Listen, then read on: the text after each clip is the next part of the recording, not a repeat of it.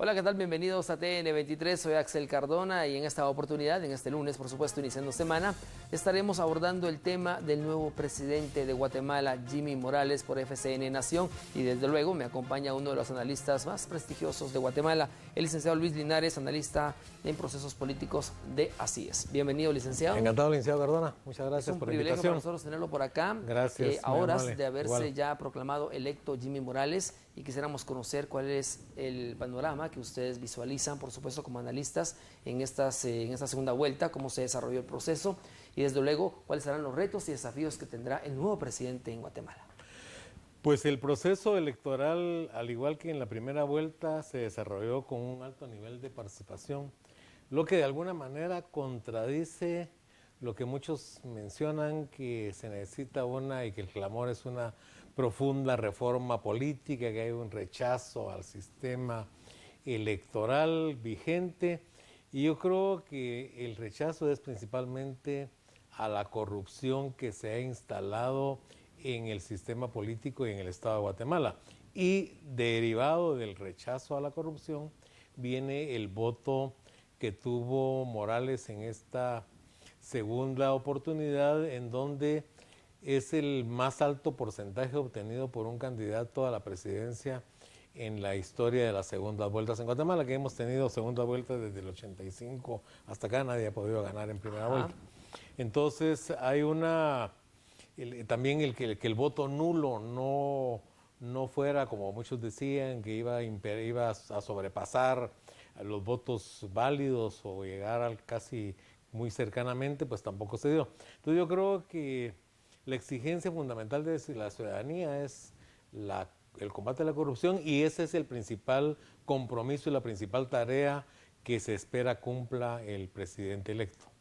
Ahora bien, licenciado Linares, vemos en este momento imágenes en exclusiva, por supuesto, que TN23 captó esta noche del pasado domingo, cuando pues ya era proclamado presidente electo, y desde luego el binomio presidencial es algo que los guatemaltecos han elegido en esta segunda vuelta electoral. Pero si hacemos un poco de historia, estas clase de votaciones en la cual pues muy poco porcentaje de participación, pero un porcentaje muy alto en ventaja de un partido a otro, no se daba desde el año 85. Usted me comentaba antes de iniciar el programa. Sí, efectivamente, los dos que han tenido más alto porcentaje de votos en segunda vuelta han sido primero Vinicio Cerezo y después Alfonso Portillo en el año 2000. Y el porcentaje de participación pues es el tercero en la historia de las segundas vueltas. Hubo hasta un 60% de abstención, ahora estamos en el 45%, estamos en el 40% y en el 43% durante la elección que llevó a la presidencia a Álvaro Arzú. Entonces, yo creo pues que la situación que se da en esta ventaja tan holgada, de alguna manera desestimula a algunos a ir a votar, porque ya mi candidato perdió y otro porque mi voto pues de todas maneras va a ganar. Entonces eso puede ser que provoque esa diferencia tan grande. No es lo mismo cuando la pelea está muy cerrada, como pasó con Pérez Molina y Valdizón, en donde mucha gente de los sectores urbanos, de la capital de los sectores urbanos, fue a votar no a favor de Pérez Molina, sino que en contra de Valdizón. Ahora creo yo que había también un antivoto muy fuerte hacia Sandra Torres, pero ese afán de los sectores urbanos de derrotar, podríamos decir, a Sandra Torres, pues se vio atemperado por la ventaja tan grande que dio la encuesta, la última encuesta publicada por Prensa Libre, y que fue virtualmente exacta con relación a los resultados finales. Exacto. Licenciado Linares, estamos viendo en este momento parte del proceso de votación ayer domingo, precisamente, donde los guatemaltecos acudían en un número muy bajo de participación, por supuesto, a las urnas, no solo en la ciudad capital, sino que también en el interior de la República se reportaban pues baja participación. Sin embargo, este grupo de guatemaltecos que decidió hacer valer el poder del voto, pues llegó a las urnas y de alguna manera pues también hizo valer el derecho que tienen como ciudadanos en elegir al binomio presidencial. En esta oportunidad, ¿cómo ustedes como analistas, cómo vieron la participación en comparación a otros procesos electorales de segunda vuelta? Bueno, como le decía, es la tercera participación más alta en segunda vuelta. Solo fue superada por la de Vinicio Cerezo en 1985, que fue la primera elección A que segunda tuvimos vuelta. en democracia, y en 2011 la elección entre Pérez Molina y Valdizón, en donde definitivamente muchos sectores urbanos pues fueron a votar porque, aparte pues de que estaban algunos identificados con la opción de mano dura o de combate a la delincuencia, a la inseguridad, que era la principal oferta de Pérez Molina, estaba también el deseo de derrotar a Valdizón, de que no llegara a Valdizón, porque había un antivoto muy fuerte hacia él. Exacto. Y ahora pues se dio ese antivoto hacia voto en contra de Sandra Torres, pero se fue la diferencia en que reflejó la encuesta, pues definitivamente desestimuló a muchas personas de ir a votar, ya sea porque decían si iban por Sandra Torres ya está derrotada, o por si iban por Morales o preferían a Morales, que de todas maneras ya era el virtual ganador. Ya era un ganador absoluto y un voto más, un voto menos no le afectaba. No afectaba. Ahora bien, licenciado Linares, en cuanto a la relación de la primera vuelta, obviamente tendría el guatemalteco pues una opción muy amplia, en el sentido de que existían 16 candidatos, por ejemplo, a votar. En esta oportunidad solo pasaron 2. Sin embargo, la población guatemalteca insistió en continuar, obviamente en poca participación, porque obviamente lo pudimos observar en las urnas, pero es normal. Esta en segunda vuelta siempre tiene que bajar el nivel de participación, porque ya solo son 2 candidatos.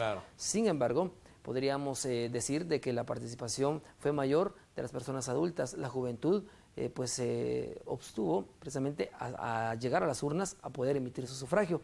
¿Tuvo alguna dificultad el joven o el ciudadano joven en Guatemala al no querer elegir esto por la coyuntura política de los últimos acontecimientos que también marcaron la historia en Guatemala con las protestas?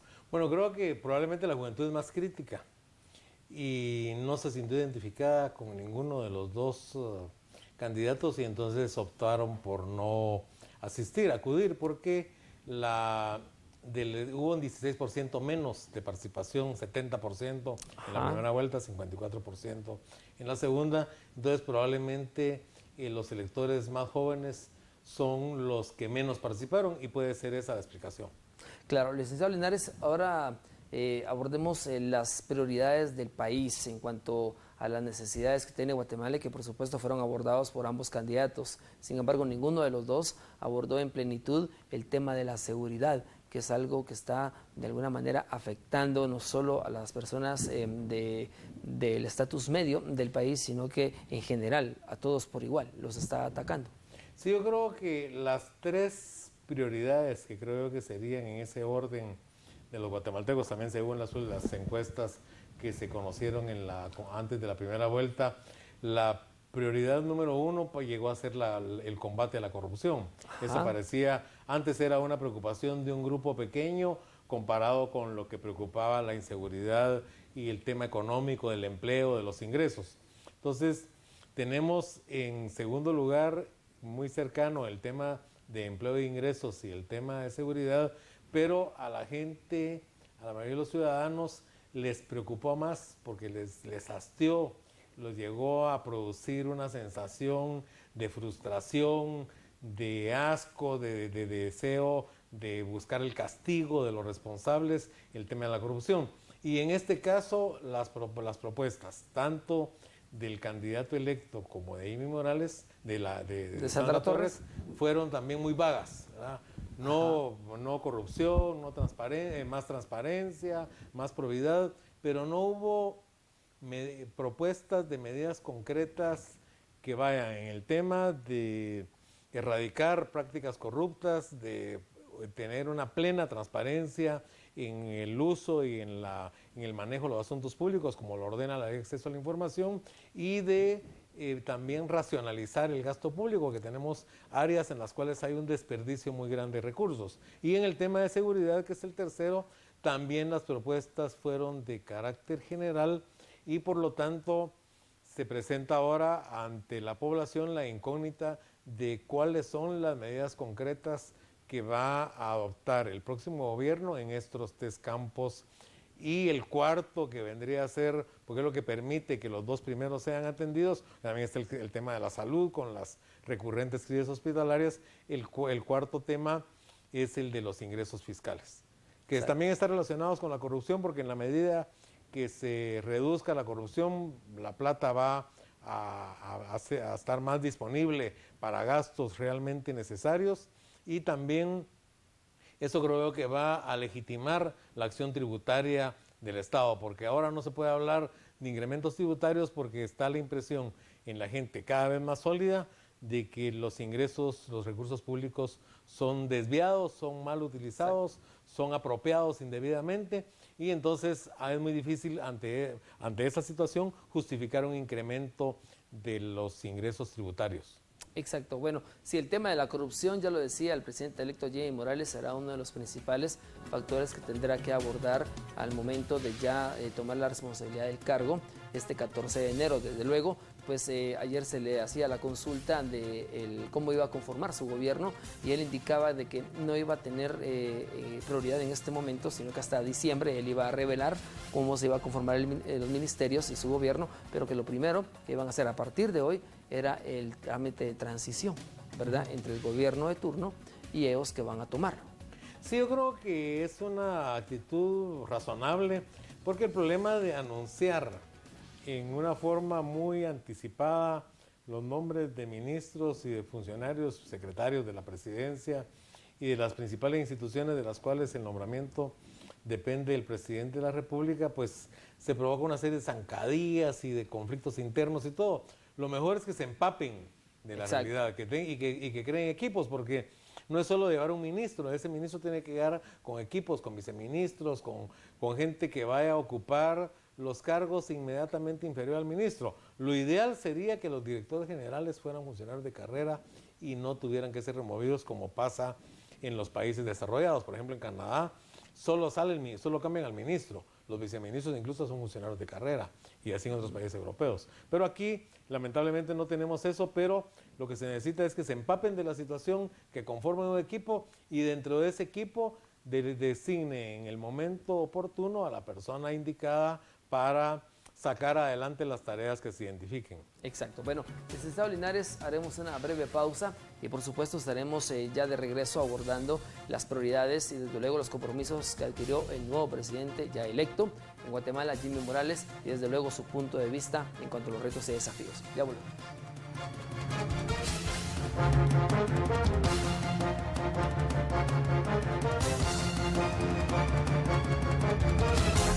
Quiñones, con la información más relevante.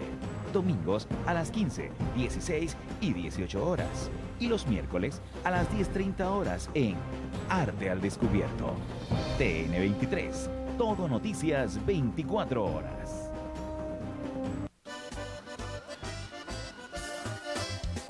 Cálame, contigo no le tengo miedo ni a la misma muerte.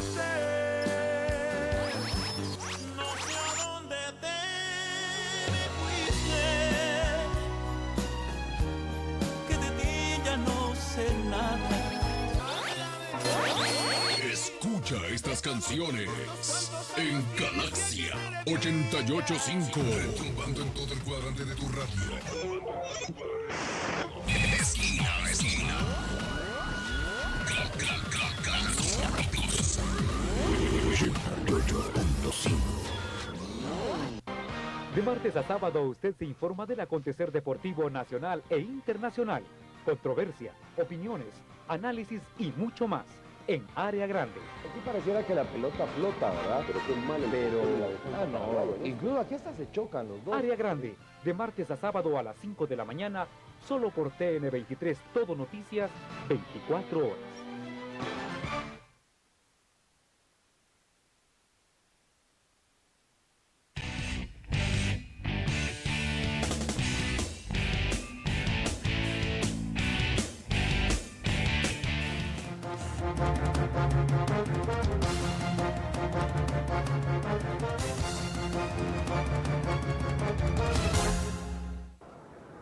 A lo largo de este año y con esta elección, Guatemala mostró al mundo que en democracia los problemas pueden ser resueltos por la decisión de la gente, del pueblo.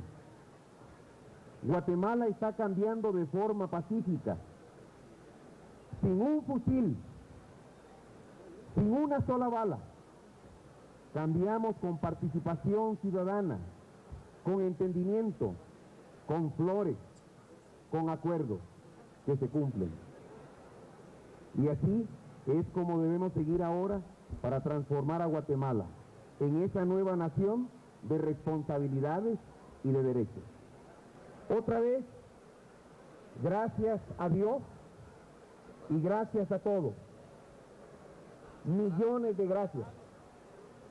Hagamos todo lo que sea a nuestro alcance para que los próximos años también sean lo mejor para Guatemala.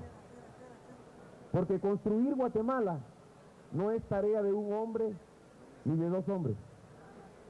Es tarea de todos y cada uno de los ciudadanos y ciudadanas de esta gran nación. Hermano guatemalteco, hermana guatemalteca, recuerda que llegamos a este momento y a esta posición porque somos equipo. Gracias a todos y bendiciones. Bien, estamos abordando el tema ya de la noticia de Guatemala y en el mundo. Tenemos presidente, el nuevo presidente electo Jimmy Morales, y este era el primer discurso que dirigía a la población guatemalteca desde el Tribunal Supremo Electoral en la sede en el Parque de la Industria, y indicaba algo muy importante, licenciado Linares. El trabajo de seguir construyendo Guatemala no es de una persona o del binomio presidencial, es de todos. ¿Cómo lo ven ustedes? Sí, definitivamente, por eso mencionábamos antes lo importante que es integrar equipos, porque el gobierno es como una orquesta con un director, pero de nada sirve que haya un buen director si no hay buenos músicos, buenos instrumentistas. Exacto. Y también tener una buena partitura, que es el plan de gobierno, para que haya coherencia en el desarrollo de las actividades de la administración pública del Estado. Entonces, el discurso pues es alentador en la medida en que no hubo triunfalismos. Yo no noté triunfalismo, porque eso sería malo. Yo creo que hay un reconocimiento de que este triunfo es derivado de la insatisfacción ciudadana hacia la corrupción. Entonces, el principal cometido, es donde necesitamos esas medidas concretas de parte del presidente y de su equipo, tiene que ser el tema de cómo van a erradicar las prácticas de la corrupción y cómo van a colaborar con los órganos encargados del control de la legalidad y el uso de los recursos, la Contraloría General de Cuentas, el Ministerio Público, para hacer efectiva una mayor probidad en el manejo de los recursos públicos.